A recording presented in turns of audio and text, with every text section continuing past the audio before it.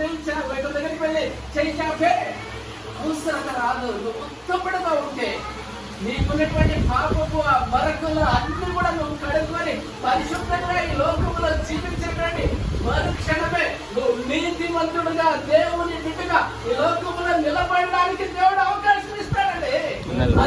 దేవుడు చూస్తాడండి.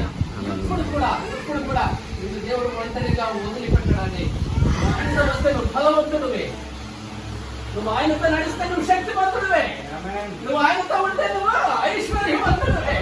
ఏ కొలవఅనేది ఉండదు, ఏ కష్టాలకి నీకు కావరాదు. ఆయన చెయ్యి పట్టుకున్నావండి, ఆయన చెయ్యి నీ చెయ్యి ఒకటిగా ఉంటే చాలు.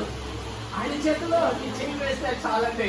ఆయనకు ఉన్నటువంటి బలము, ఆ శక్తి, ఆ ఐశ్వర్యము, ఆ హోదా, ఘనత అన్నిటినీ కూడా నా యేసయ్య నీకు ఇవ్వడానికి సిద్ధంగా ఉన్నాడు. విశ్వాసం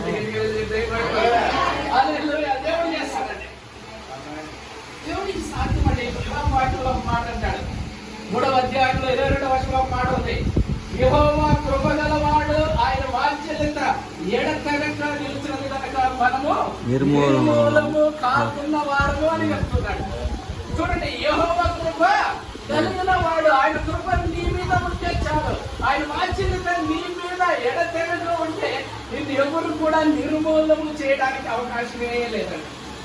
నువ్వు ఆయన కృపలో నువ్వు జీవిస్తూ ఉంటే, ఆయన వాత్సల్యతో నువ్వు ముందుకు వెళుతూ ఉంటే నిన్ను నిర్మూలము చేయాలనేటువంటి ఆలోచన చేసే వాళ్ళకి కూడా అది సాధ్యం కాదు, నీ దగ్గరికి రాలేరు.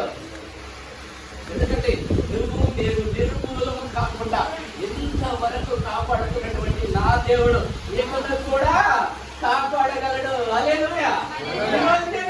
నువ్వు వరకు ఆయన కాపాడుతూనే ఉంటాడు. నువ్వు ఆయన చేయబడుకుంటే చాలండి. ఎప్పుడు కూడా నువ్వు చెయ్యి వదలకుండా ముందుకు వెళ్ళేవారుగా ఉండాలి. నీ మీద చెడ్డ మనుషులు లేకపోతే ఎరుగు పొరుగు వాళ్ళకి ఎలాగైనా నాశనం చేయాలి, వీడికి చాలా ఎక్కువ చేస్తున్నాడు, మంచిగా అయిపోయాడు, కుటుంబం మంచి అభివృద్ధిలో ఉందని నేను ఎలాగైనా వెనుక లాగాలంటే కానీ ఎవరు కూడా లాగలేరు. ఎందుకంటే నువ్వు ఆయన చేతిలో ఉన్నావు.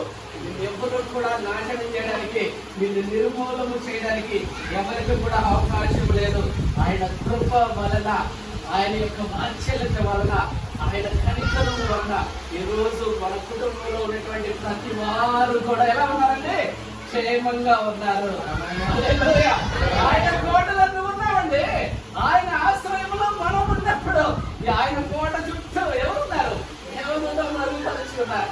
ఆయన చుట్టూ, మన చుట్టూ ఎవరున్నారు? దేవుని యొక్క సైకిల్ మన చుట్టూ ఆవరించి ఉంది. ఎవరు కూడా ఆయన కోటలో ఉన్నప్పుడు, ఆయన యొక్క కంచెలలో ఉన్నప్పుడు వీళ్ళు తాకడానికి ఎవరు వస్తారండి? ఎవరు కూడా రాలేదండి. ఈరోజు మన జీవితాన్ని ఒక్కసారి ఆలోచన చేస్తే, మనం చేసే చిన్న చిన్న కార్యాలను ఆలోచన చేస్తే మనం బ్రతకడానికి కూడా అవకాశం లేదు.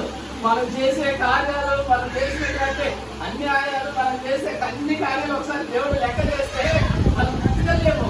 అయినా కానీ ఆయన కృప ద్వారా మనమందరం కూడా ఈరోజు జీవిస్తూ ఉంటాం. ఆ జీవితం నీకు నాకు కంటిన్యూ కావాలంటే ఎలా ఉండాలి? అన్ని చేయి పట్టుకోవాలి. ఇన్ని రోజులు నీకు అవకాశం ఇచ్చాడు. ఒక 15 రోజులు ఇచ్చాడు సహోదరుడా. 15 సంవత్సరాలు 10 సంవత్సరాలు నీకు చూసి చూడతా ఉన్నాడు. ఈ రోజు కూడా అదే పరిస్థితుల్లో ఉంటే దాన్ని కూడా వదిలిపెట్టిన యేసయ్య చేతిని పట్టుకోవడానికి ఈ రోజు నువ్వు ఆయనకు అవకాశం ఇస్తే చాలండి. హల్లెలూయా. అవకాశం ఇవ్వడానికి సిద్ధంగా ఉండాలండి. తగ్గింపు హృదయం ఉండాలి, తగ్గింపు మనసు ఉండాలి. నేను గొప్ప, నేనే అనేటువంటి ఆలోచన తీసి పక్కన పెట్టండి. నా జీవితంలో గెలిచి యేసయ్యనే. నేను ఎక్కడికి వెళ్ళినా, నేను ఏం చేసినా నా జీవితంలో యేసయ్య మాత్రమే. ఈ లోకంలో ఉన్నటువంటి ఏ హోదా నాకు అవసరం లేదు. యేసయ్య దగ్గర ఉంటే ఆ గొప్ప హోదా ఉంటే నాకు చాలు. ఆయన కుడి పార్శ్వములో, ఆ పరలోక రాజ్యంలో నేను వెళ్ళాలి, ఆయన దగ్గర